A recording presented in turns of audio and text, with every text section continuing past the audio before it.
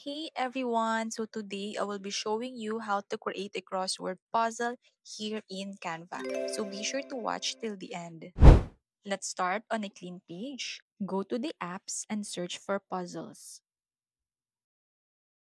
Then click this one. Here you can choose if you want to enter manually or upload a file. Canva also has word list presets so you don't need to type a lot of words.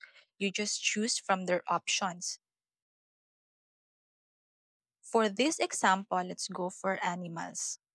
You can also choose if you want to generate multiple puzzles. You can also edit the word search settings, max number of rows per puzzle, number of rows, number of columns, word search directions. And once you're satisfied, click on generate. And there you have it. You have both the crossword and the answer sheet for it. You can use it as a learning material for your kids, or you can also sell this as a digital product on Etsy. Want more Canva tips and hacks? Be sure to follow my page and subscribe to my YouTube channel. Link in the comment section. See you in my next video. Bye!